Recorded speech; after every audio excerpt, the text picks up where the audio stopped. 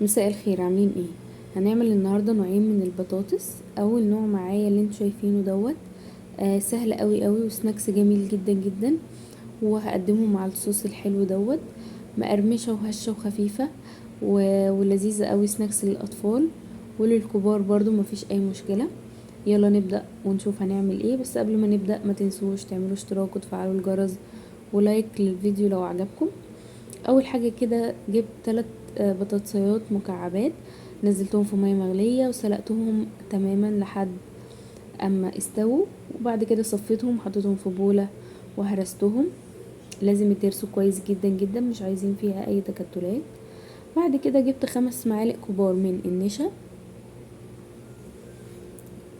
ونزلت بيهم كده على البطاطس وهقلبها تقليبه. بعد كده معايا معلقتين كبار كده من البقدونس المفروم، وكمان معلقة كبيرة توم باودر، ونص معلقة صغيرة بابريكا، ونص معلقة صغيرة كاري، ونص معلقة صغيرة ملح. وبعد كده هبدأ ان انا اعجنها كده بايدي كويس جدا لحد ما توصل للشكل ده. عايزة اقول لكم الريحة كانت تحفة من قبل ما تستوي اصلا. شايفين بقت بالقوام ده. هجيب بقى بولة كده فيها شوية من المية عشان نشكلها مع بعض. هعملها كده بشكل طولي، وهضغط عليها بصوابعي ضغطة خفيفة اهو. بحاول اشكلها كده على قد ما اقدر، وبالشوكة بقى هبدأ ان انا اضغط عليها كده اهوت عشان اعمل فيها اي شكل. والشوكة برضو لو لقيتوها مغلباكوا هنزلها في المية وهضغط بيها عشان تمشي معايا بكل سهولة. ضروري قوي ان احنا نستخدم المية مع التشكيل عشان الخطوة دي بتسهل علينا قوي التشكيل. ومعايا بقى زيت كده سخن على النار. اول ما سخن وطيت النار قبل ما احط البطاطس، بحيث ان انا مش اول ما انزلها تقوم محروقه معايا قبل ما تقرمش، لا. سخنته ووطيت النار ونزلت بالبطاطس.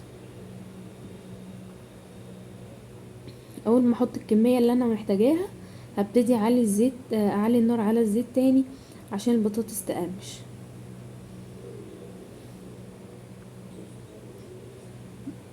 بصوا هشة جدا جدا بصراحه، وما يتشبعش منها بجد. عجبت بنتي جدا جدا اهو بالشكل ده. الزيت على فكرة كان نضيف، بس البقدونس هو اللي بيخليه،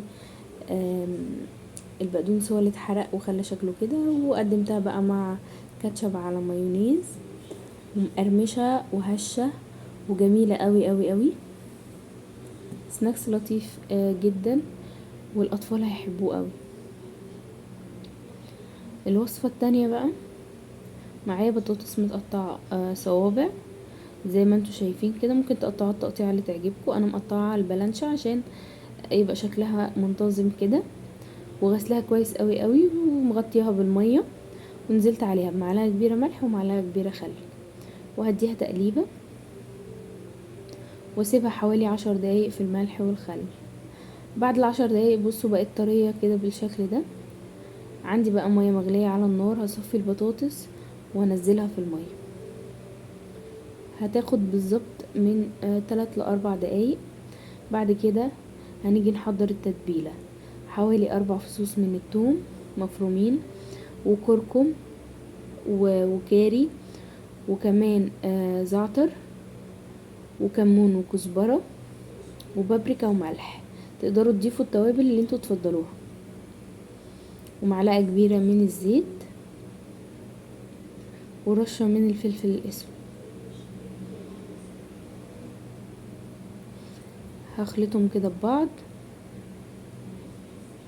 في نفس الحاجة اللي احنا هندخل فيها البطاطس الفرن.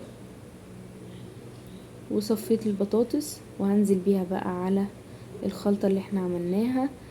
ريحتها كانت روعة قبل ما تخش الفرن، لان البطاطس كانت سخنة شوية، فمع الخلطة ريحتها كانت طالعة قوي بصراحة، كانت جميلة.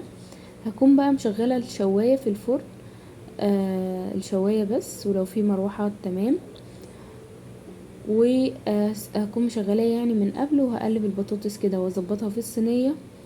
بصوا اتغلفت كده كلها بالتتبيلة، وهبدأ ان انا ادخلها الفرن. وكل شوية كده هقوم بص عليها اقلبها الكلام دوت بحيث ان هي تتحمر كلها. كده بعد ما خلصت. ممكن تسيبوها فترة اطول عشان تنشف عن كده عادي، مفيش اي مشكلة، زي ما تحبوا. طعمها كان رائع. ان شاء الله لو عجبكم الفيديو ما تنسوش اللايك.